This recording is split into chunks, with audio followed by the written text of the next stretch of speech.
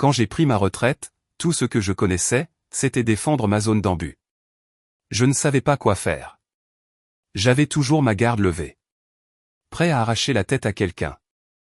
Puis j'ai cessé de me contenter du presque sûr et j'ai eu la sécurité avec ADT avec surveillance 24H24 et 7J7. Quoi de neuf, Brian? Je suis plus détendu que jamais. Et je n'ai plus ma tête sur un pivot. Oh, une chatte noire, Chiquiti. J'avais tout un plan défensif pour la garder et presque sûr. Et Monsieur n'est pas assez bon. Oh, hey. Hey, bam. Bam. Qu'est-ce qui se passe? Parce que maintenant, quand il s'agit de protéger ma maison, j'utilise ADT. J'arrive. Non, crie pas dans ma maison. Oh, un chaton. L'appartement n'avait jamais été aussi beau. J'avais passé 3 heures à m'assurer que chaque détail était parfait. De vraies assiettes en porcelaine au lieu de notre ensemble dépareillé habituel. Des serviettes en tissu. Je les avais même repassées. Des bougies vacillantes juste comme il faut sur notre petite table à manger. L'odeur du plat préféré de Sarah, poulet marsala avec des légumes rôtis, emplissait l'air comme une promesse de toutes les bonnes choses que les mariages étaient censés être. J'ai de nouveau vérifié ma montre. 19h15, elle était en retard, mais ce n'était plus inhabituel. Le cabinet d'avocats de Sarah l'avait tenue occupée avec une grande fusion d'entreprises. Et je comprenais. Vraiment. Le succès exigeait des sacrifices, et j'étais fier de tout le chemin qu'elle avait parcouru depuis que nous avions déménagé dans cette ville de taille moyenne du nord de l'État de New York il y a 3 ans. Le cadeau était emballé dans du papier argenté à côté de son assiette. Une petite boîte à bijoux contenant les boucles d'oreilles qu'elle avait admirées dans cette vitrine de boutique le mois dernier. Rien d'extravagant avec mon salaire d'ingénieur, mais quelque chose qui disait que je faisais attention, que je me souvenais des petites choses qui la faisaient sourire. Mon téléphone a vibré sur le comptoir de la cuisine. Le premier message ne venait pas de Sarah. Il venait de Jessica Chen, l'une de ses collègues que j'avais rencontrée à la fête de Noël du cabinet. Nous avions à peine échangé 10 mots ce soir-là, mais son message était court et apologétique. Je suis désolé, mais je pense que tu devrais voir ça. Tout le monde au bureau est au courant, et ce n'est pas juste de te laisser dans l'ignorance. La photo qui a suivi m'a frappé comme un coup physique. Sarah était assise en face de Richard Blackwood, son patron, l'associé gérant, l'homme marié avec 2 enfants dont les photos de famille décoraient son bureau d'angle. Il n'était pas en train de réviser des contrats ou de discuter de stratégie juridique. Sarah se penchait en avant, riant à quelque chose qu'il avait dit, sa main posée sur son bras dans un geste si intime qu'il m'a retourné l'estomac. Mais c'est son visage qui m'a détruit. Elle avait l'air radieuse, vivante d'une manière que je n'avais pas vue depuis des mois. Quand l'avait-elle souri comme ça pour la dernière fois? Quand s'était-elle habillée pour nos dîners en tête-à-tête comme elle l'était pour lui en ce moment? J'ai fixé la photo jusqu'à ce que les détails brûlent dans ma mémoire. Le restaurant avait l'air cher. Certainement plus cher que partout où nous étions allés récemment. Sa robe était neuve, quelque chose que je n'avais jamais vu auparavant. Ses cheveux étaient coiffés différemment, plus soigneusement. Ce n'était pas un dîner de travail impromptu. C'était planifié, délibéré, spécial. Toutes ces nuits tardives au bureau prenaient soudainement leur sens, le nouveau parfum qu'elle avait commencé à porter, la façon dont elle avait commencé à se doucher immédiatement après être rentrée à la maison au lieu de s'effondrer sur le canapé comme avant. Les appels téléphoniques qu'elle prenait dans l'autre pièce, parlant à voix basse de la confidentialité des clients. J'ai posé le téléphone et j'ai regardé autour de notre salle à manger soigneusement préparée. Les bougies vacillaient toujours. La nourriture était toujours chaude. Le cadeau d'anniversaire était toujours posé à côté de son assiette vide, attendant des mains qui touchaient actuellement un autre homme. Mon téléphone a de nouveau vibré. Cette fois, c'était Sarah. Bébé, je suis tellement désolé. Je suis en retard au travail. Je ne pourrai pas venir dîner. J'ai lu le message 3 fois. Le mensonge désinvolte prononcé si facilement alors qu'elle était assise dans ce restaurant, riant avec son patron. Alors qu'elle le choisissait lui plutôt que notre anniversaire, plutôt que 3 ans de mariage, plutôt que la vie que nous avions construite ensemble dans cette petite ville où tout le monde se connaissait et où les secrets avaient le don de se répandre comme une traînée de poudre. Quelque chose de froid et de tranchant s'est installé dans ma poitrine. Pas un chagrin d'amour, pas encore. Cela viendrait plus tard. C'était autre chose. C'était de la clarté. J'ai tapé lentement, chaque mot délibéré. Pas de souci, ma chérie. Dis bonjour à ton patron de ma part. Puis j'ai ajouté la partie qui lui ferait savoir que le jeu était terminé. Je laisse les papiers du divorce sur la table. Mon avocat sera là quand tu rentreras. Tu n'as plus le choix. Tu l'as choisi lui plutôt que notre mariage. J'ai appuyé sur envoyer et j'ai mis le téléphone de côté. Bien sûr, je n'avais pas réellement de papier de divorce prêt. Je n'avais même pas encore d'avocat. Mais Sarah ne le savait pas, et le message servirait son but. Il briserait le confortable mensonge dans lequel elle vivait. L'hypothèse que j'étais trop confiant, trop naïf, trop à l'aise pour jamais comprendre ce qui se passait réellement. J'ai éteint les bougies et je me suis assis dans l'obscurité grandissante, attendant que ma femme rentre à la maison et fasse face aux conséquences du choix qu'elle avait déjà fait. La clé de Sarah a tourné dans la serrure à 21h30. J'ai entendu ses talons claquer sur le parquet de notre entrée, plus lentement que d'habitude, hésitant. Elle avait vu mon message. Elle savait. Jake. Sa voix était petite, incertaine. Jake, tu es là. J'étais assis à la table de la cuisine, le dîner que j'avais préparé maintenant froid et figé sur les assiettes. La boîte cadeau était posée, non ouverte, à côté de son couvert, un monument à ma propre stupidité. Elle est apparue dans l'embrasure de la porte, portant toujours cette nouvelle robe de la photo, son maquillage légèrement taché. Elle avait l'air belle et coupable et terrifiée tout à la fois. Nous devons parler, a-t-elle dit. Vraiment? J'ai gardé ma voix égale, conversationnelle. Je pensais que la photo que Jessica m'a envoyée couvrait à peu près tout. La couleur a fui de son visage. Jake, je peux expliquer. Le peux-tu? Parce que de là où je suis, ça a l'air assez explicite. Tu m'as dit que tu travaillais tard. Tu dînais en fait avec ton patron marié, le regardant comme s'il avait accroché la lune. Alors, s'il te plaît, explique ça. Elle s'est avancée dans la cuisine, ses mains se tordant. Ce n'est pas ce que ça a l'air. Ça a l'air d'une liaison. Les mots ont plané entre nous. Elle a ouvert la bouche, l'a refermée, l'a rouverte. Aucun déni n'est venu. Combien de temps, ai-je demandé. Jake, s'il te plaît. Combien de temps, Sarah? Ses épaules se sont affaissées. 3 mois. 3 mois, un quart d'année. Toutes ces nuits où je l'avais attendu, m'inquiétant qu'elle travaille trop dur, lui apportant du café le matin et lui posant des questions sur ses dossiers. Toutes ces fois où je l'avais défendue auprès de mes amis quand ils commentaient à quel point elle avait changé depuis qu'elle avait accepté ce poste chez Blackwood et Associés. Les boucles d'oreilles que tu as admirées le mois dernier, ai-je dit, en désignant la boîte cadeau. Quand nous sommes passés devant cette boutique, tu as dit qu'elles étaient belles, mais trop chères. Pensais-tu à lui à ce moment-là? Elle a commencé à pleurer. Jake, je n'ai jamais voulu que cela arrive. Ça a juste.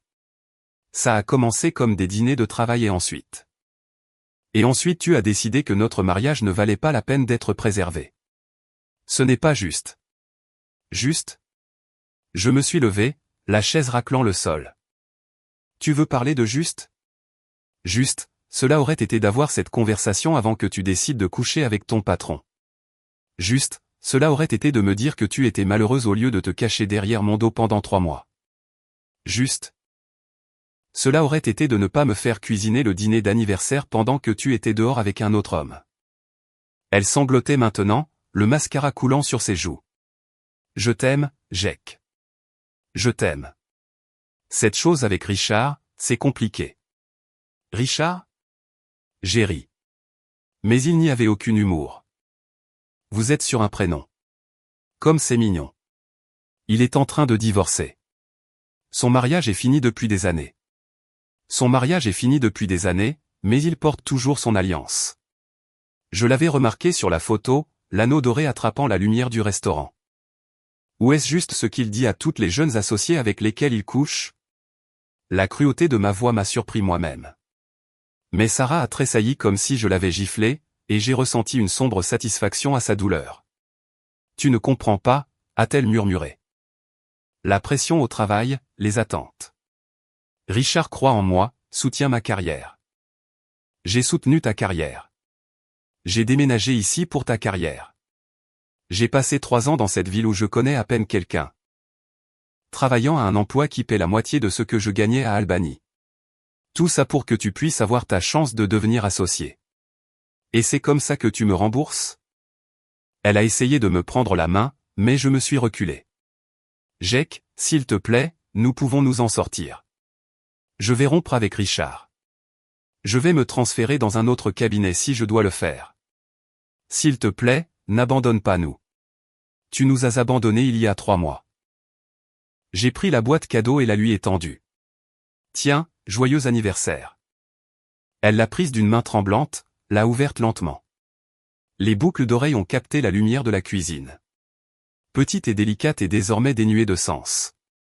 Elles sont magnifiques, a-t-elle murmuré. Elles étaient censées l'être avant que je sache que tu recevais tes bijoux de quelqu'un d'autre. Elle m'a regardé, confuse. J'ai fait un signe vers ses oreilles. Ce ne sont pas les boucles d'oreilles que tu portais ce matin.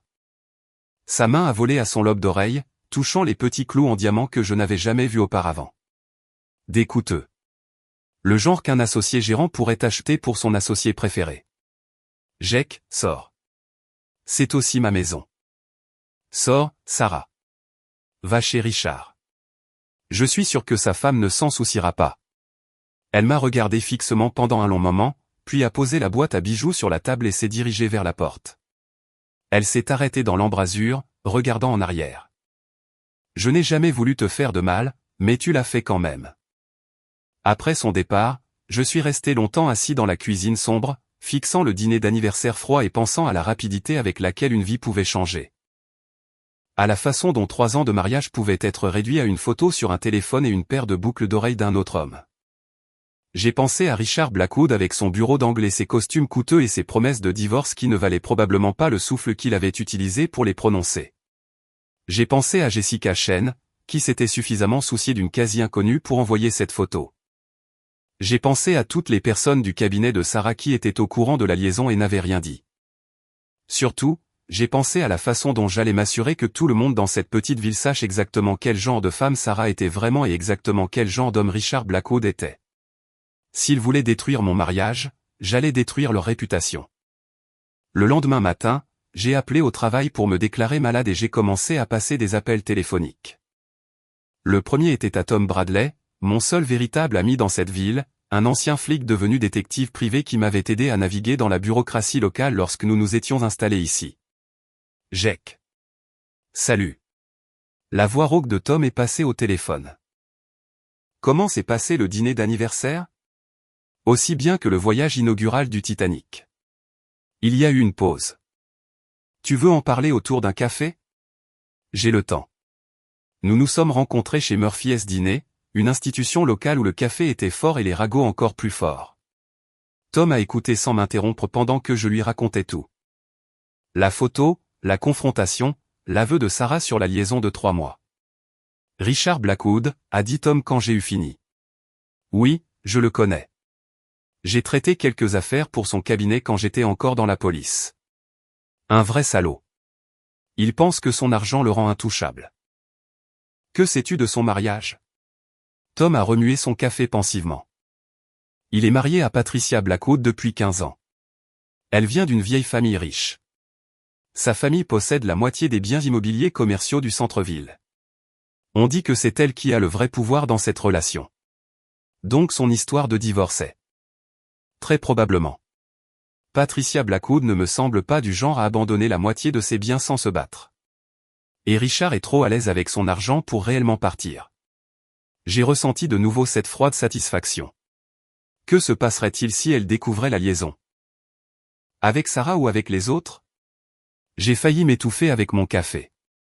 Les autres? Tom a hoché la tête sombrement. Comme je l'ai dit, Blackwood se croit intouchable. Il y a eu des rumeurs pendant des années à son sujet et divers employés. Rien que personne ne pouvait prouver. Et les femmes impliquées finissaient généralement par être transférées dans d'autres cabinets ou par quitter la profession juridique altogetère. Mon Dieu, ta femme n'est pas la première jeune avocate qui l'a séduite, Jake. Elle est juste la dernière. L'information m'a frappé comme un coup physique. Sarah pensait qu'elle était spéciale. Pensait que Richard croyait en elle et soutenait sa carrière. Elle n'avait aucune idée qu'elle n'était que la dernière d'une longue série de conquêtes. Je veux le détruire, ai-je dit tranquillement. Tom a étudié mon visage. C'est une voie dangereuse, Jack. Es-tu sûr de vouloir t'engager là-dedans? Il a détruit mon mariage. Ça me semble juste. La justice n'a rien à voir là-dedans. Si tu commences à jouer avec des gens comme Richard Blackwood, tu ferais mieux d'être prêt à ce qu'il riposte, et il joue salement. J'ai pensé aux larmes de Sarah la nuit précédente, aux boucles d'oreilles d'un autre homme. Aux 3 mois de mensonges et de tromperies. Alors je jouerai plus salement. Tom est resté silencieux pendant un long moment. Puis il a sorti son téléphone. J'ai un contact dans le cabinet de détective privé qui gère les affaires de divorce pour les riches épouses de cette ville. Une femme nommée Lisa Martinez. Elle est très douée pour documenter les indiscrétions. Tu penses qu'elle travaillerait pour moi? Je pense qu'elle travaillerait pour Patricia Blackwood si la bonne information parvenait à l'attention de Madame Blackwood. J'ai compris. Tom m'offrait un moyen d'exposer l'affaire de Richard sans me salir les mains directement. Laisser Patricia Blackwood embaucher l'enquêteur. La laisser découvrir l'infidélité de son mari par des voies officielles. La laisser être celle qui ferait s'effondrer le monde de Richard. Et Sarah? Et elle? Elle va être prise entre deux feux. Tom a haussé les épaules. Elle a fait son choix, Jack. Les actions ont des conséquences. Il avait raison. Sarah avait choisi Richard plutôt que notre mariage. Elle avait choisi de me mentir pendant 3 mois, de se cacher derrière mon dos, de porter les bijoux d'un autre homme pendant qu'elle était assise à notre table de cuisine. Quoi qu'il arrive à sa carrière, c'était la conséquence de ses propres décisions. Alors, comment nous assurons-nous que Patricia Blackwood reçoive la bonne information? Tom a souri, mais ce n'était pas une expression agréable. Laisse-moi faire. Nous avons passé l'heure suivante à planifier. Tom contacterait son contact, qui aborderait Patricia Blackwood avec des préoccupations concernant la fidélité de son mari. L'enquêteur commencerait la surveillance, documenterait l'affaire et fournirait à Patricia toutes les preuves dont elle avait besoin pour un divorce qui laisserait Richard sans rien. Pendant ce temps, je jouerais le rôle du mari dévasté, de la victime innocente qui voulait juste reprendre sa vie. Je demanderais le divorce, citerais des différences irréconciliables et laisserais tout le monde supposer que j'étais trop brisé et humilié pour me défendre. Il ne verrait jamais la véritable attaque venir avant qu'il ne soit trop tard. Encore une chose, a dit Tom alors que nous nous préparions à partir. Tu voudras peut-être réfléchir à ce que tu vas faire une fois que ce sera fini. Les petites villes ont une longue mémoire. Les gens vont prendre parti. Qu'ils le fassent. Je ne prévois pas de rester ici beaucoup plus longtemps de toute façon. C'était vrai.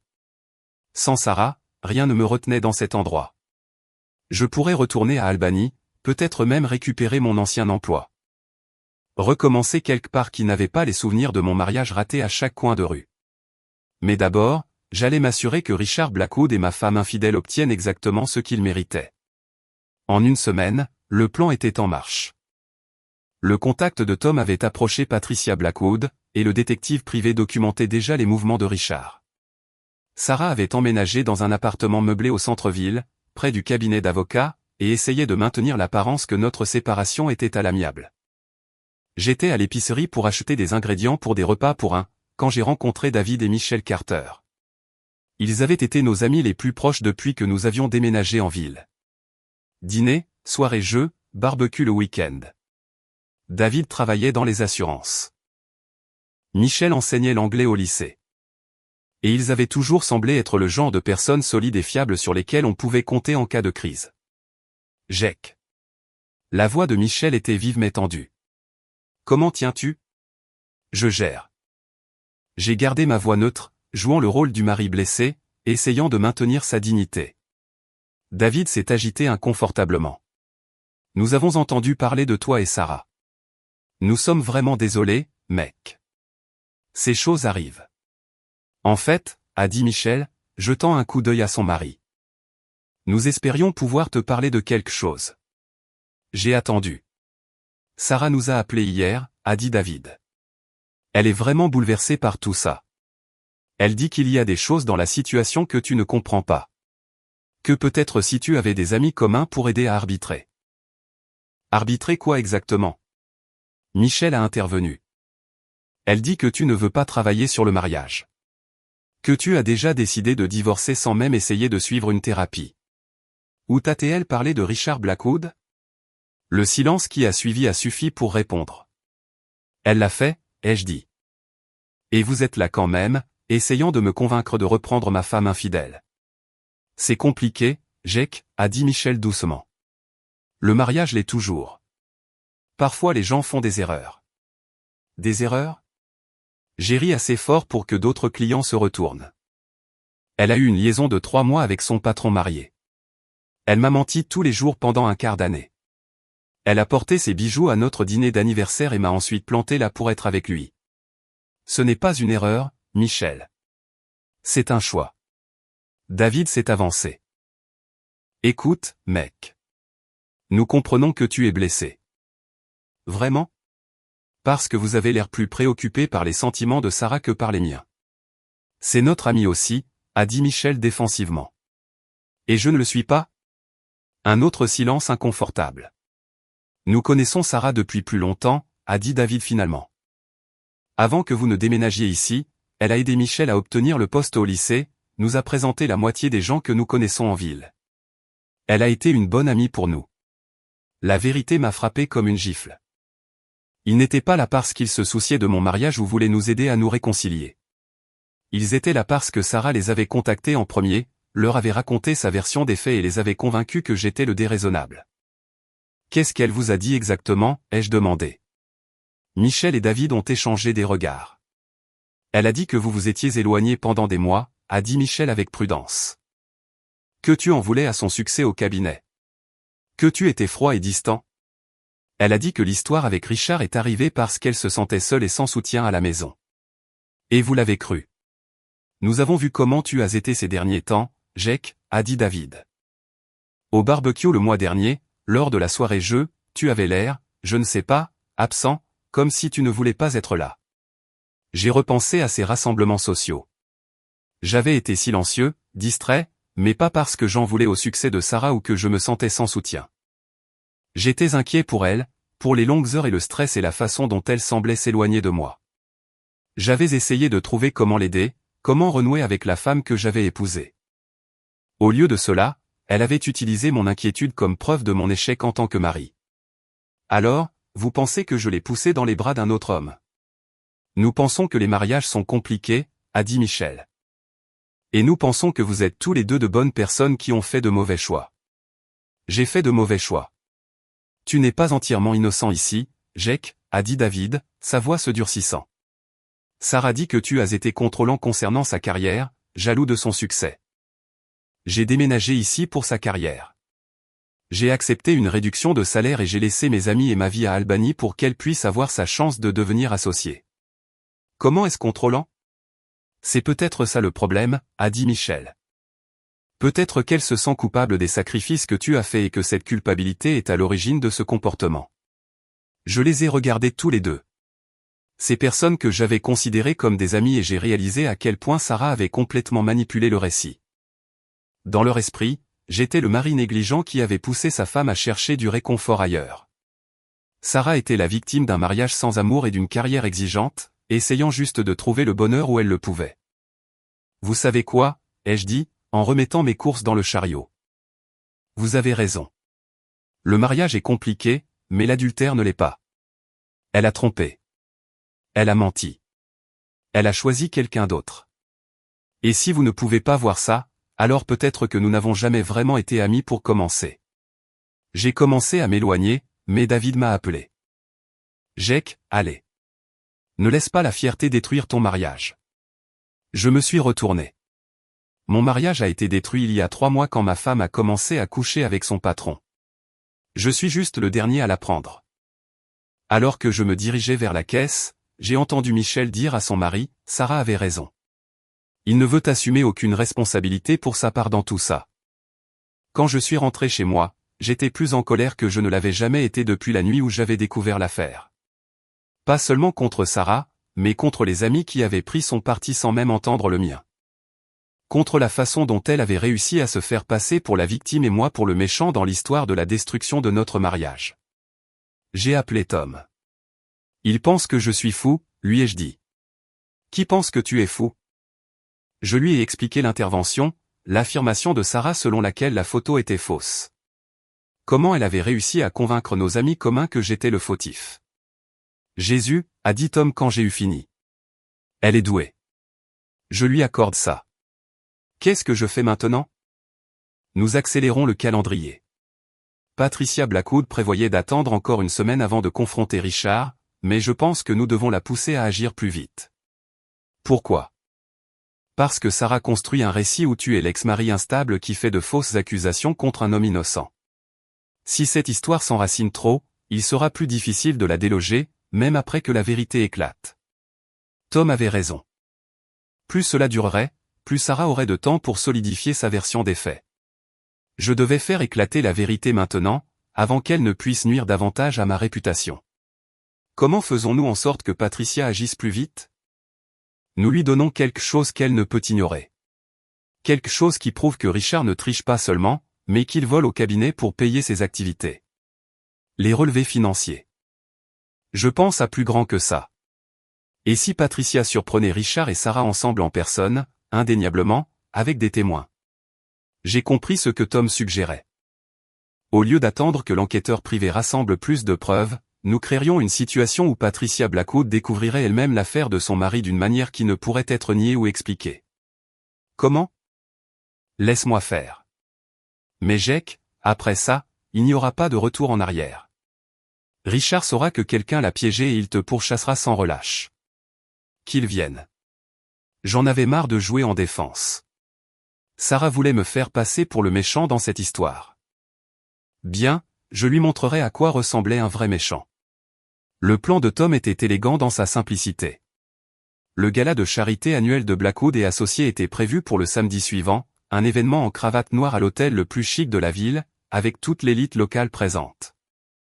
Richard serait là avec sa femme, jouant le rôle du mari dévoué et du pilier de la communauté.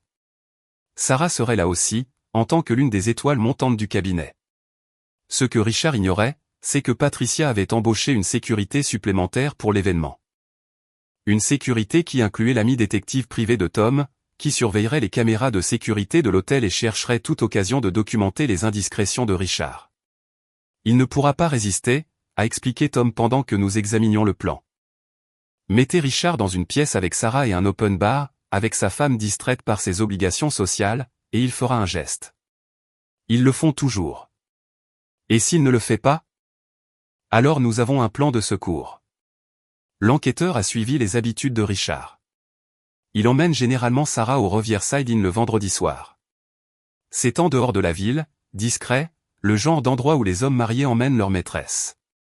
Tu veux que Patricia les surprenne là-bas? Je veux que Patricia les suive là-bas. Qu'elle voie par elle-même ce que son mari fait lors de ses voyages d'affaires. Le plan comportait des risques. Si Richard suspectait qu'il était surveillé, il pourrait être plus prudent. Si Sarah sentait que quelque chose n'allait pas, elle pourrait le prévenir. Mais c'était mieux que d'attendre la lente accumulation de preuves pendant que Sarah continuait de détruire ma réputation.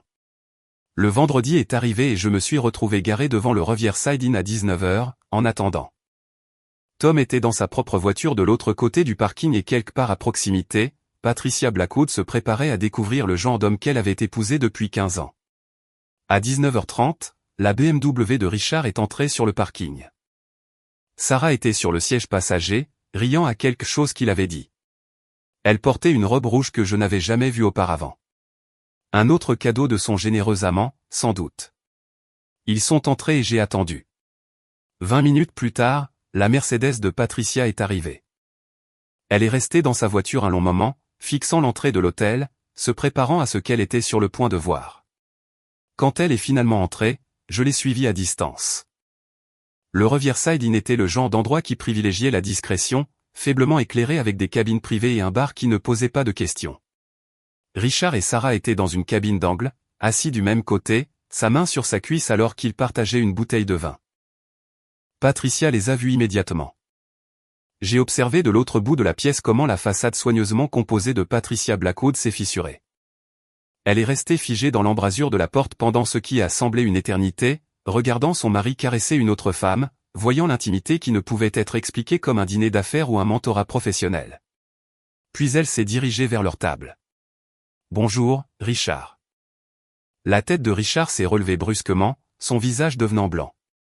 Sarah a eu l'air confuse un instant, puis horrifiée en réalisant qui se tenait là. Patricia, a bégayé Richard, retirant sa main de la jambe de Sarah. Qu'est-ce que tu fais ici? Je pourrais te poser la même question. La voix de Patricia était glaciale, contrôlée. Mais je pense que la réponse est évidente. Sarah a commencé à se lever. Madame Blackwood, je peux expliquer. Le peux-tu? S'il te plaît. J'adorerais entendre comment tu expliques à mon mari. Les mots ont transpercé le murmure silencieux du restaurant comme un couteau. D'autres convives se sont retournés pour regarder, et j'ai vu le directeur de l'hôtel se diriger vers la table. Patricia, s'il te plaît, a dit Richard, regardant autour de lui nerveusement. Pas ici. Pas en public. Pas en public. Patricia a ri, mais sans humour. Tu n'avais pas l'air préoccupé par le public quand tu tripotais ton employé dans un restaurant où n'importe qui pouvait te voir. Ce n'est pas ce que ça a l'air. Ça a l'air d'un adultère, Richard. Ça a l'air de toi jetant 15 ans de mariage pour un truc bon marché. Le visage de Sarah est devenu rouge. Je ne suis pas. Tu n'es pas quoi? Tu ne couches pas avec un homme marié? Tu ne détruis pas une famille pour ta propre avancement de carrière? Tu n'es pas assez pathétique pour penser qu'il se soucie réellement de toi. La cruauté dans la voix de Patricia était chirurgicale, précise. Elle n'était pas seulement en colère. Elle les détruisait tous les deux avec l'habileté de quelqu'un qui avait passé des années dans la haute société, qui savait exactement comment couper le plus profondément. Il te quitte, a dit Sarah, sa voix tremblante. Il me l'a dit. Il t'a dit ce que tu voulais entendre, idiote. Penses-tu que tu es la première? Penses-tu que tu es spéciale? Sarah a regardé Richard, attendant qu'il la défende, qu'il confirme ses promesses de divorce et d'un avenir ensemble. Mais Richard regardait ses mains, ne disant rien. Combien d'autres y a-t-il eu, Richard, a continué Patricia. Combien de jeunes avocates as-tu séduites avec des promesses de partenariat et d'amour? Combien de mon argent as-tu dépensé pour tes putains? Patricia, arrête, a dit Richard doucement. Nous pouvons en discuter à la maison. Nous pouvons en discuter ici même devant ta dernière conquête. Je veux qu'elle comprenne exactement quel genre d'homme elle a fréquenté. Patricia s'est redressée et a regardé son mari. Je te verrai à la maison, Richard. Nous avons beaucoup à discuter. Elle est sortie du restaurant, la tête haute, laissant Richard et Sarah assis en silence stupéfaits tandis que toute la salle à manger les regardait. Je suis parti avant qu'ils ne se remettent assez pour me remarquer. Mais j'en avais assez vu. Le piège avait parfaitement fonctionné. La réputation de Richard Blackwood était sur le point de devenir le ragot le plus brûlant de la ville, et Sarah était sur le point d'apprendre que coucher avec le patron ne fonctionnait que tant que le patron avait le pouvoir de vous protéger. Le lundi matin, tout le monde en ville connaîtrait la vérité sur leur liaison. Et tous ceux qui avaient cru l'histoire de Sarah sur ma prétendue paranoïa et mes illusions devraient faire face au fait qu'ils avaient été joués par une manipulatrice hors pair. La guerre n'était pas finie, mais je venais de gagner la bataille la plus importante. Le lundi matin, l'histoire de la confrontation publique de Patricia Blackwood au Riverside Inn s'était répandue dans la ville comme une traînée de poudre. Les cafés, les salons de coiffure et les épiceries locales bourdonnaient de détails qui devenaient plus dramatiques à chaque fois qu'on les racontait. J'étais chez Murphy's dîner, savourant mon café et la justification d'avoir eu raison lorsque Michelle Carter est apparue à ma table. Elle avait l'air gênée et incertaine, rien à voir avec la femme confiante qui avait essayé de me convaincre que j'imaginais l'affaire de ma femme. « Jake, je peux m'asseoir ?» J'ai fait signe à la chaise vide en face de moi. « Je te dois des excuses », a-t-elle dit sans préambule. « Nous le faisons tous. »« Vraiment ?» Elle a tressailli à la froideur de ma voix. Nous avons entendu ce qui s'est passé vendredi soir, à propos de Patricia qui a surpris Richard et Sarah ensemble. Tu veux dire que tu as entendu que la liaison de ma femme existe réellement? Que je n'étais pas juste un mari paranoïaque et jaloux qui inventait des histoires? Sarah nous a menti. Elle nous a dit que tu étais instable? Que tu la harcelais, elle et Richard? Que la photo était d'une certaine manière fausse ou sortie de son contexte. Et tu l'as cru. Elle était convaincante et nous la connaissions depuis plus longtemps, nous lui faisions plus confiance. La voix de Michel était petite, honteuse. Nous pensions que nous aidions. Tu pensais que tu protégeais la réputation de ton ami à mes dépens. Oui, et nous avions tort. J'ai étudié son visage, cherchant des signes de remords sincères ou d'obligation sociale. Michelle avait toujours été la plus empathique du couple Carter, celle qui était plus susceptible de se sentir coupable d'avoir blessé quelqu'un. Qu'est-ce que tu attends de moi, Michelle? Le pardon, je suppose. Et peut-être que nous pourrions essayer de reconstruire notre amitié. Pourquoi voudrais-je faire ça? La question a semblé la surprendre. Parce que nous avons fait une erreur. Parce que nous sommes désolés. Tu as fait un choix, ai-je corrigé. Quand tu as dû choisir entre me croire ou croire Sarah, tu as choisi Sarah. Quand tu as dû choisir entre soutenir la victime d'infidélité ou la personne qui l'a commise, tu as choisi la tricheuse. Ce n'était pas une erreur, Michelle. C'était une révélation de ton caractère. Elle est restée silencieuse un long moment. David dit que je n'aurais pas dû venir ici. Il dit que tu es trop amer pour pardonner à qui que ce soit. David a probablement raison. Mais ce n'est pas l'amertume qui m'empêche de vous accueillir à bras ouverts. C'est la connaissance que la prochaine fois que vous devrez choisir entre faire ce qui est juste et faire ce qui est pratique pour votre cercle social, vous choisirez de nouveau la commodité. Ce n'est pas juste. Juste? J'ai ri. Tu veux parler de juste? Juste, cela aurait été de me laisser le bénéfice du doute quand je t'ai dit que ma femme me trompait. Juste, cela aurait été de demander des preuves à Sarah quand elle a affirmé que j'étais délirant. Juste. Cela aurait été de rester neutre jusqu'à ce que tu connaisses tous les faits. Les yeux de Michelle se sont remplis de larmes. Nous essayons de sauver ton mariage. Non, vous essayez d'éviter d'avoir à prendre parti dans une situation délicate. Et quand Sarah vous a facilité la tâche en me faisant passer pour le méchant? Vous avez sauté sur l'occasion de faire de moi le problème au lieu de faire face à la réalité que votre amie était une tricheuse et une menteuse. Je me suis levé, laissant de l'argent sur la table pour mon café. Jake, s'il te plaît, dis à David et au reste de vos amis que j'apprécie les excuses, mais je ne suis pas intéressé à reconstruire des relations avec des gens qui m'ont montré exactement qui ils sont quand ça comptait. J'ai laissé Michelle assise seule à la table, pleurant dans son café. J'ai ressenti un instant de sympathie pour elle. Elle semblait sincèrement regretter ses choix, mais pas assez pour la pardonner. Elle, David et les autres avaient pris leur décision lorsqu'ils avaient choisi de croire les mensonges de Sarah plutôt que ma vérité. Maintenant, ils pouvaient vivre avec les conséquences. Mon téléphone a vibré alors que je marchais vers ma voiture. C'était Tom. Tu as vu les nouvelles ce matin à propos de la confrontation de Patricia? Oui, j'étais là. Pas seulement. Richard Blackwood a été suspendu du cabinet d'avocats en attendant une enquête interne. Je me suis arrêté de marcher. Quel genre d'enquête? Le genre où les associés gérants réalisent soudain qu'ils pourraient être responsables du harcèlement sexuel de leurs subordonnés par leurs employés. On dit qu'ils examinent toutes les relations de Richard avec les employés, pas seulement Sarah. Harcèlement sexuel. Pense-y, Jake. Richard est en position de pouvoir sur Sarah et les autres femmes avec lesquelles il a été impliqué. Il contrôle leurs affectations, leurs évaluations, leurs chances d'avancement. Toute relation sexuelle entre eux est intrinsèquement coercitive. Je n'y avais pas pensé en ces termes, mais Tom avait raison.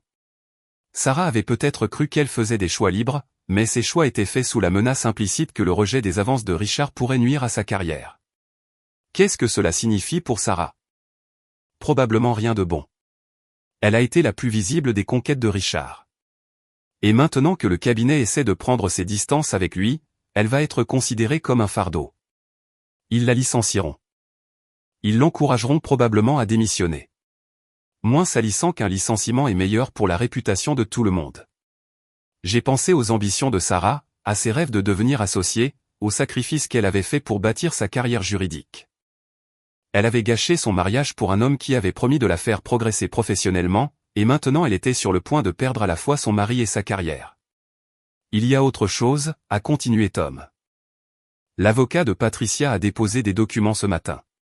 Elle va tout prendre. La maison, les voitures, la part de Richard dans le cabinet, même sa pension. Et elle invoque l'adultère comme motif, ce qui signifie que Richard aura de la chance s'il peut se permettre un studio. Sans parler de ses biens. Bien. Jake, il y a encore une chose que tu devrais savoir. Sarah a essayé de te joindre. Je sais, j'ai ignoré ses appels. Peut-être que tu ne devrais pas. On dit qu'elle est plutôt désespérée en ce moment. Son monde s'écroule, et tu pourrais être la seule personne à pouvoir l'aider. J'y ai pensé. Sarah m'avait menti, m'avait trompé, avait essayé de détruire ma réputation auprès de nos amis communs. Elle avait fait ses choix, et maintenant elle faisait face aux conséquences. Mais c'était aussi la femme que j'avais aimée pendant 3 ans, la femme pour qui j'avais déménagé à travers l'État, la femme avec qui j'avais prévu de passer ma vie. Lui devais-je quoi que ce soit maintenant que ces mensonges soigneusement construits s'effondraient autour d'elle? Qu'est-ce que tu penses que je devrais faire? C'est à toi de voir, Jake. Mais souviens-toi, quoi que tu décides, tu devras vivre avec. Et elle aussi. Je suis resté sur le parking devant Murphy's dîner, pensant à Sarah assise dans son appartement meublé, regardant sa carrière et sa réputation s'effondrer, réalisant que l'homme pour qui elle avait détruit son mariage n'allait jamais la sauver. Une partie de moi se sentait satisfaite. Elle avait eu exactement ce qu'elle méritait. Mais une autre partie de moi, celle qui l'avait aimée assez pour repasser des serviettes pour notre dîner d'anniversaire, se demandait si la vengeance valait le coup de devenir le genre de personne qui pouvait regarder quelqu'un souffrir sans rien ressentir du tout. Mon téléphone a de nouveau vibré. Cette fois, c'était Sarah. J'ai fixé son nom sur l'écran un long moment, puis j'ai fait mon choix. J'ai répondu à l'appel. Jake. La voix de Sarah était petite, brisée. Merci d'avoir répondu. Qu'est-ce que tu veux, Sarah? J'ai besoin de te voir. S'il te plaît. Il y a des choses que je dois expliquer. Des choses que tu ne comprends pas sur ce qui s'est passé. J'ai failli rire. Même maintenant, avec son monde qui s'écroulait autour d'elle, elle essayait toujours de contrôler le récit. Je comprends tout ce que j'ai besoin de comprendre. Non, tu ne comprends pas. Richard m'a dit qu'il allait divorcer. Il a dit que son mariage était fini, qu'il avait juste besoin de temps pour gérer les choses correctement. Je n'aurai jamais. Je ne suis pas le genre de personne qui brise des mariages. Mais tu es le genre de personne qui ment à son mari pendant 3 mois. Silence à l'autre bout du fil. J'ai fait des erreurs, a-t-elle dit finalement. De terribles erreurs. Mais je n'ai jamais voulu te faire de mal. Tu voulais juste me remplacer. Ce n'est pas. Elle s'est arrêtée, semblant réaliser que le niais ne ferait qu'aggraver les choses. J'étais confuse. Richard m'a fait me sentir importante, valorisée, comme si je pouvais être plus qu'une simple associée au cabinet. Et je t'ai fait te sentir comme quoi? Comme si je me contentais. L'honnêteté de cela m'a frappé comme un coup physique. Après tout, les mensonges, la manipulation, les tentatives de détruire ma réputation, c'était la vérité. Je n'avais pas été assez pour elle. Notre mariage n'avait pas été suffisant. La vie que nous avions construite ensemble avait semblé être un compromis, moins que ce qu'elle méritait. Je vois. Jake. Je ne voulais pas dire ça comme ça. Je t'aime. Je t'ai toujours aimé. Mais Richard m'a offert un autre genre de vie, un autre genre d'avenir. Un avenir qui n'a jamais existé. Il n'allait jamais quitter sa femme, Sarah. Tu n'étais qu'une autre conquête dans une longue lignée de femmes qu'il a séduites et jetées. Je sais ça maintenant. Vraiment? Parce qu'il y a 2 semaines, tu disais à nos amis que j'étais délirant, que j'avais inventé toute l'affaire par jalousie et paranoïa. Un autre long silence. J'avais peur, a-t-elle dit finalement. Richard m'a dit que tu essayais de nous détruire tous les deux, que tu avais embauché des détectives privés et que tu répandais des rumeurs. Il a dit que la seule façon de nous protéger était de te discréditer en premier. Alors, tu as convaincu tout le monde que j'étais mentalement instable. Je les ai convaincus que tu souffrais et que tu ne pensais pas clairement. J'ai pensé. J'ai pensé que si je pouvais juste nous donner un peu de temps, Richard gérerait son divorce et nous pourrions trouver comment faire fonctionner ça. Faire fonctionner quoi? Ton affaire. Rendre notre transition vers la séparation moins douloureuse pour tout le monde. J'ai dû admirer l'euphémisme. Même maintenant, elle ne pouvait pas se résoudre à appeler ça ce que c'était. La destruction de notre mariage pour un fantasme qui n'avait jamais été réel. Où es-tu maintenant, Sarah? Dans mon appartement, Jake. Ils m'ont viré aujourd'hui. J'ai entendu dire que tu avais été encouragé à démissionner. C'est la même chose. Richard a été suspendu et le cabinet ne veut aucune association avec le scandale. Ma carrière est finie. Il y avait un désespoir authentique dans sa voix maintenant. Le son de quelqu'un qui avait tout joué et tout perdu. Je suis désolé d'entendre ça. Vraiment? J'ai réfléchi à la question. Étais-je désolé que Sarah ait perdu son emploi, sa réputation, son avenir en tant qu'avocate? Ou étais-je satisfait qu'elle fasse enfin face aux conséquences de ses choix? Je suis désolé que tu aies jeté tout ce qu'il y avait de bon dans ta vie pour quelque chose qui n'a jamais été réel, ai-je dit finalement. Je suis désolé que tu aies détruit notre mariage pour un homme qui ne s'est jamais soucié de toi. Je suis désolé que tu apprennes à la dure que les actions ont des conséquences. Mais tu n'es pas désolé que je souffre. Non, je ne le suis pas. Elle est restée silencieuse longtemps. Quand elle a parlé à nouveau, sa voix était à peine un murmure. Je mérite ça. Oui, tu le mérites. Jake, je sais que je n'ai aucun droit de demander, mais y a-t-il une chance que nous puissions essayer de résoudre ça? Je sais que je t'ai fait du mal, trahi, menti, mais peut-être pourrions-nous aller en thérapie, essayer de reconstruire ce que nous avions. Ce que nous avions était basé sur la confiance. Tu l'as détruite. La confiance peut être reconstruite. Le peut-elle? Parce que même maintenant, même après tout ce qui s'est passé, tu me mens encore. Que veux-tu dire? Tu as dit que Richard t'avait dit qu'il allait divorcer, que son mariage était fini, mais tu savais que ce n'était pas vrai. Je ne savais pas. Tu connaissais Patricia Blackwood, Sarah. Tu l'avais rencontrée lors d'événements du cabinet, de rassemblements sociaux. Tu savais qu'elle était riche, influente, qu'elle avait du pouvoir dans cette ville. As-tu vraiment cru que Richard allait abandonner tout ça pour toi? Silence. Tu savais qu'il mentait, ai-je continué. Mais tu as choisi de croire le mensonge parce que cela te facilitait la justification de ce que tu faisais. Tout comme tu as choisi de mentir à nos amis sur mon état mental parce que cela te facilitait l'évitement de la responsabilité de tes choix. Tu as raison. Sa voix était plate, vaincue. Tu as raison sur tout. Je sais. Alors, il n'y a aucune chance. Aucune possibilité que nous puissions retrouver le chemin l'un de l'autre. J'ai pensé à la femme que j'avais épousée. La femme qui m'avait souri à travers des tables de restaurant éclairées aux bougies. Qui avait ri à mes blagues et partagé mes rêves de construire une vie ensemble. Cette femme était partie, remplacée par quelqu'un qui pouvait mentir avec aisance, manipuler des amis communs et détruire un mariage pour la promesse d'un avancement de carrière. Non, Sarah, il n'y a pas de retour en arrière. Elle s'est mise à pleurer alors, des sanglots profonds et déchirants qui témoignaient d'un chagrin et d'un regret sincère. Une partie de moi voulait la réconforter, lui dire que tout irait bien. Mais cette partie était plus petite maintenant, submergée par la connaissance de ce qu'elle avait fait et de la personne qu'elle s'était révélée être. Je vais quitter la ville, a-t-elle dit quand les pleurs ont cessé. Recommencer ailleurs. Essayer de reconstruire ma vie. C'est probablement mieux ainsi. Jake, pour ce que ça vaut, je t'ai vraiment aimé. Je t'aime toujours. Je sais.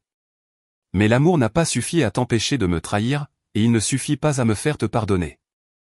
Après qu'elle ait raccroché, je suis resté longtemps dans ma voiture, pensant à la conversation et à ce qu'elle signifiait. Sarah faisait enfin face aux conséquences de ses choix, la perte de son mariage, de sa carrière, de sa réputation, de son avenir dans cette ville. Elle était seule, sans emploi et repartait de zéro. J'aurais dû me sentir satisfait. J'aurais dû me sentir justifié. Et une partie de moi l'était, mais une autre partie de moi se sentait simplement vide, comme si j'avais gagné une guerre qui m'avait coûté tout ce à quoi je tenais autrefois. Mon téléphone a sonné. C'était Tom. Comment ça s'est passé? À peu près comme tu t'y attendrais. Elle voulait se réconcilier. Et je lui ai dit, non au point. Bien. Tu as fait le bon choix, Jake. Vraiment? Parce qu'en ce moment, ça ne ressemble pas à une victoire. C'est parce que tu n'es pas un sociopathe. Les gens normaux ne se sentent pas bien de détruire quelqu'un qu'ils ont aimé un jour, même si cette personne le mérite. Tom avait raison, mais cela ne rendait pas le vide dans ma poitrine plus facile à supporter. Il y a des nouvelles, a continué Tom. Richard Blackwood a été arrêté. Pourquoi faire? Détournement de fonds.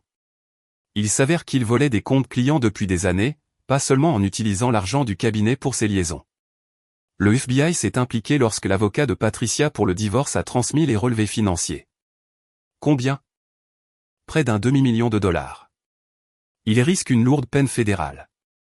J'ai pensé à Richard Blackwood, l'homme qui avait semblé si puissant et intouchable il y a à peine une semaine. Maintenant, il risquait la prison, la faillite et la destruction complète de tout ce qu'il avait construit. Et Patricia? Elle va bien. Mieux que bien, en fait. Il s'avère qu'elle planifiait ça depuis un certain temps. Construisant sa propre affaire contre Richard. L'affaire avec Sarah lui a juste donné la dernière pièce dont elle avait besoin. Elle nous a utilisés. Elle a utilisé la situation à son avantage. Je ne peux pas lui en vouloir. Je ne pouvais pas non plus. Patricia Blackwood avait joué le jeu mieux que nous tous, utilisant notre drame pour atteindre ses propres objectifs. Elle s'était débarrassée de son mari infidèle, avait protégé ses biens et avait probablement gagné la sympathie de leur cercle social par la même occasion. Alors, qu'est-ce qu'on fait maintenant, ai-je demandé. Maintenant, tu continues ta vie. Tu as ta justification, ta vengeance et ta liberté. Que veux-tu de plus? Qu'est-ce que je voulais de plus? Je voulais que Sarah paie pour sa trahison, et elle l'avait fait. Je voulais que Richard fasse face aux conséquences de ses actions, et c'était le cas. Je voulais que la vérité éclate, et elle l'avait fait. Mais assis dans ce parking, parlant à Tom des débris de multiples vies, j'ai réalisé que la vengeance était un maigre réconfort. Elle ne ramenait pas le mariage que j'avais perdu, ni la confiance qui avait été brisée. Elle ne me faisait pas me sentir entier à nouveau. Elle me faisait juste me sentir comme si j'étais devenu quelqu'un que je ne reconnaissais pas. Quelqu'un qui pouvait orchestrer la destruction de la vie d'autres personnes et appeler cela justice. Je crois que j'en ai fini avec cette ville, ai-je dit finalement. Probablement une bonne idée. Nouveau départ, table rase. Oui, nouveau départ. Mais alors que je rentrais chez moi, dans ma maison vide, je me demandais s'il était possible de prendre un nouveau départ quand on avait appris des choses sur soi-même qui ne pouvaient pas être désapprises. Quand on découvrait que, dans certaines circonstances, avec suffisamment de provocation, on pouvait devenir quelqu'un capable d'une vengeance méthodique et dévastatrice. Sarah m'avait trahi. Mais en cherchant ma vengeance, j'avais trahi quelque chose en moi. Et contrairement à sa trahison, la mienne était quelque chose avec quoi je devrais vivre pour toujours. La guerre était finie. J'avais gagné. Mais la victoire avait un goût de cendre dans ma bouche. Je terminais d'emballer mes dernières affaires quand la sonnette a retenti. Par la fenêtre, j'ai vu Michel Carter se tenir sur mon porche, tenant ce qui ressemblait à un plat à gratin. J'ai envisagé de ne pas répondre, mais la curiosité l'a emporté. « Salut, Jake. » Elle avait l'air nerveuse, incertaine. « J'ai entendu dire que tu déménageais. Les nouvelles vont vite dans les petites villes. Je t'ai apporté quelque chose. Un cadeau d'adieu, je suppose. » Elle a tendu le plat à gratin. Gratin de thon et nouilles. Je me souviens que tu aimais ça. J'ai pris le plat, surpris qu'elle se soit souvenue d'un si petit détail d'un dîner que nous avions organisé il y a 2 ans. Merci. Comment vas-tu, vraiment? J'ai réfléchi à la question. Comment allais-je? J'avais un nouveau poste à Denver, un nouveau départ dans une ville où personne ne connaissait mon histoire. J'avais perdu 9 kilos, recommencé à courir, même eu quelques rendez-vous. Selon la plupart des critères, j'allais bien. Je vais bien, ai-je dit finalement. Je suis contente. Je me suis inquiété pour toi après tout. Vraiment? Elle a hoché la tête. Je sais que tu ne penses plus beaucoup de moi, et je comprends pourquoi, mais je tenais à toi, Jake. Je tiens toujours à toi. J'apprécie. Nous sommes restés là dans un silence gêné un instant. As-tu des nouvelles de Sarah, a-t-elle demandé finalement. Non, et toi? Elle m'a appelé le mois dernier. Elle est à Portland maintenant, travaille comme parajuriste pour un petit cabinet. Elle dit qu'elle va bien, mais... Michel a haussé les épaules. Elle a l'air différente, plus triste. J'ai ressenti une lueur de quelque chose qui aurait pu être de la sympathie, mais c'était lointain, étouffé. La tristesse de Sarah n'était plus ma responsabilité. Et Richard? Il a plaidé coupable la semaine dernière. 5 ans de prison fédérale, restitution complète au client qui l'a volé. Patricia a tout obtenu dans le divorce. Et Patricia? Michel a souri légèrement. Elle va très bien. Elle a créé son propre cabinet de conseil, siège à la moitié des conseils d'administration de la ville. Certains disent qu'elle est la personne la plus puissante de la ville maintenant. Tant mieux pour elle. Un autre silence. Jake, je sais que ça ne veut pas dire grand-chose maintenant, mais je veux que tu saches que j'ai appris quelque chose de tout ça. Sur la loyauté, sur l'amitié, sur le fait de ne pas seulement croire ce qui est commun de croire. Que as-tu appris? Qu'il vaut mieux se tromper sur quelqu'un en qui on a confiance que d'avoir raison sur quelqu'un en qui on n'a pas confiance. C'était une bonne leçon, bien qu'elle soit arrivée trop tard pour sauver notre amitié. J'espère que les choses se passeront bien pour toi à Denver, a-t-elle dit. Merci. J'espère que les choses se passeront bien pour toi ici. Après son départ, j'ai fini de faire mes valises et j'ai chargé les dernières boîtes dans mon camion. Alors que je traversais la ville une dernière fois, je suis passé devant tous les endroits qui avaient fait partie de mon histoire. Murphy's Diner, où j'avais planifié ma vengeance. Le Riverside Inn, où Patricia avait confronté Richard et Sarah.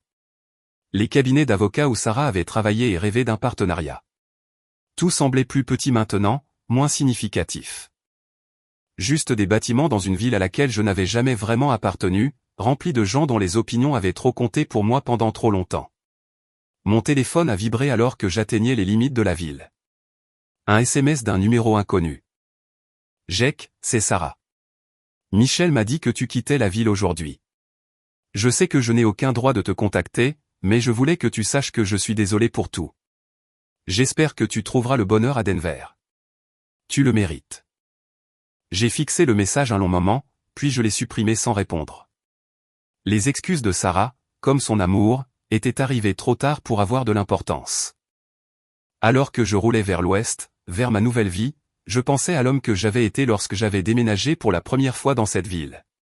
Confiant, optimiste, croyant au pouvoir de l'amour et de l'engagement pour surmonter tous les obstacles. Cet homme était parti, remplacé par quelqu'un de plus dur, plus cynique, moins disposé à accorder aux autres le bénéfice du doute. Je n'étais pas sûr si c'était une bonne ou une mauvaise chose. C'était peut-être juste une chose nécessaire. Le prix d'apprendre que le monde était plus compliqué et cruel que je n'avais voulu le croire. Le soleil se couchait derrière moi alors que je traversais le Colorado. Peignant le ciel de nuances de rouge et d'or. Quelque part devant se trouvait Denver. Un nouveau travail, un nouvel appartement, une nouvelle chance de construire une vie qui n'incluait pas les souvenirs de trahison et de vengeance. J'avais gagné ma guerre contre Sarah et Richard Blackwood. J'avais prouvé que les actions avaient des conséquences, que les mensonges finissaient par éclater, que la justice, aussi tardive soit-elle, finissait par l'emporter. Mais alors que je roulais vers mon avenir incertain, je ne pouvais me défaire du sentiment que ma victoire m'avait coûté quelque chose d'essentiel, quelque chose que je ne récupérerais peut-être jamais. La capacité de faire confiance complètement, la capacité d'aimer sans réserve, la conviction que la plupart des gens étaient fondamentalement bons. Sarah m'avait enlevé ces choses quand elle avait choisi Richard plutôt que notre mariage. Et dans ma quête de vengeance, j'avais terminé le travail qu'elle avait commencé. J'étais libre maintenant, justifié et victorieux. Mais j'étais aussi seul d'une manière que je n'avais jamais connue auparavant, portant des cicatrices qui allaient façonner toutes les relations que j'aurais jamais. La route s'étendait devant moi, vide et pleine de possibilités.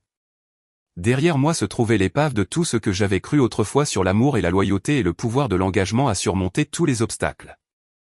J'ai appuyé plus fort sur l'accélérateur et j'ai roulé vers ce qui allait suivre, laissant le passé là où il devait être, dans le rétroviseur, devenant plus petit à chaque kilomètre.